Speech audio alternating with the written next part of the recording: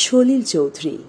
তার জন্ম 19 নভেম্বর 1925 সাল। গীতিকার সলিল চৌধুরী, সুরকার সলিল চৌধুরী। তার বাইরেও তার যতগুলি সত্তা রয়েছে, তার আরও একটি বিশেষ সত্তা কবি সত্তা। তিনি অনেকগুলি কবিতা ও ছড়া লিখেছেন। আশেপাশের ঘটনা থেকে তার কবিতাগুলি উঠে এসেছে। সহজ সরল ভাষায় লেখা তার কবিতাগুলি 100 বছর পরেও বাঙালি তথা সমগ্র দেশ তথা সারা বিশ্ব তাকে মনে রেখেছে এবং মনে রাখবেও। 1996 সালে প্রকাশিত তার কবিতা সংবেদন এক গুচ্ছ চাবি।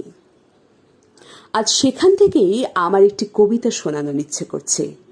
কবিতার নামও এক গুচ্ছ চাবি। উত্তরাধিকার সূত্রে পেয়েছি শুধু এক গুচ্ছ চাবি।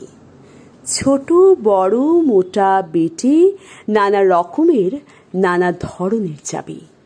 মা বললেন, যত্ন করে তুলে রেখে দে। তারপর যখন বয়স বাড়ল, জীবন এবং জীবিকার সন্ধানে পথে নামতে হলো, পকেটে সম্বল শুধু সেই এক গুচ্ছ চাবি।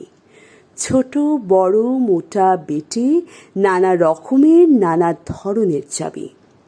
কিন্তু যেখানে যাই সামনে দেখি প্রকাণ্ড এক দরজা, আর তাতে ঝুলছে প্রকাণ্ড এক তালা। পকেট থেকে চাবির গুচ্ছ বের করি।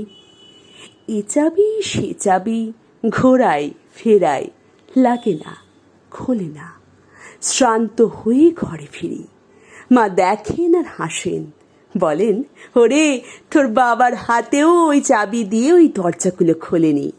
শুনেছি নাকি তার বাবার হাতে খুলত। আসল কথা কি জানিস? এসব চাবি হলো সততার, সত্যের, যুক্তির, নিষ্ঠার। এসব দরজাগুলো খোলে না, তবুও তুই ফেলে দিস না।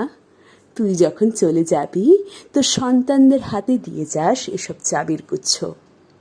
হয়তো তাদের হাতে, হয়তো কেন, নিশ্চয়ই তাদের হাতে একদিন ওই সব সততার, সত্যের, যুক্তির, নিষ্ঠার চাবি দিয়ে জীবনের বন্ধ দরজাগুলো খুলে যাবে, খুলে যাবেই।